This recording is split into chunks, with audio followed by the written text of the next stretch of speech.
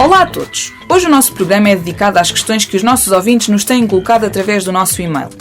Começo por uma ouvinte que nos pergunta se todas as crianças que têm dificuldades na leitura são disléxicas. Bom, acho que vos fui dando algumas dicas sobre este assunto quando falámos de dislexia. No entanto, faz sentido esclarecermos esta questão, já falámos de dislexia há algum tempo. Muitas crianças revelam dificuldades na aprendizagem do alfabeto, na junção de letras para formar sílabas ou em ler determinadas palavras de forma isolada.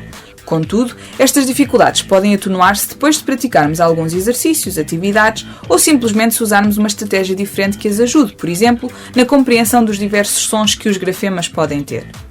Quando isto acontece, é porque a criança teve ou tinha dificuldades na aprendizagem da leitura, mas que não estavam relacionadas com dislexia.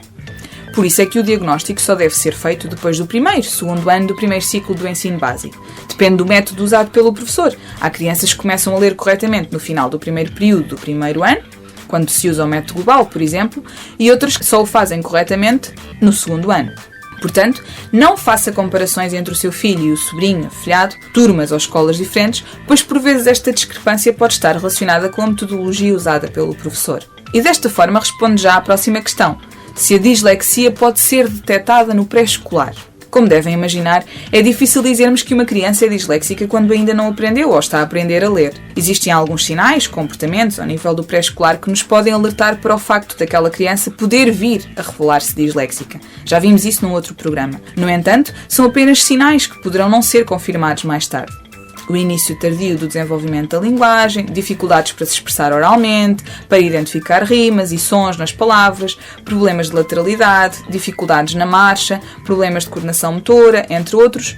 Se detectarmos alguns destes comportamentos, podemos tentar ajudar a criança, recorrendo a diferentes materiais, metodologias, atividades. Estamos sempre a ajudá-la. Quer ela seja disléxica, que vai continuar a revelar dificuldades, quer não seja, estamos a auxiliar as aprendizagens posteriores.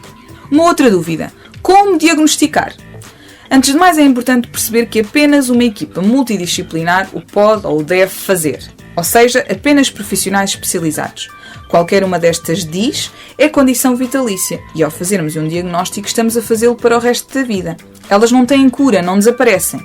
Portanto, cuidado antes de se afirmar com tanta certeza: esta criança tem discalculia, ou disortografia, ou dislexia. É importante que todos tenhamos esta noção. Uma dislexia é semelhante a qualquer outra necessidade educativa especial, deficiência. Não gosto de usar este termo, mas às vezes tem de ser.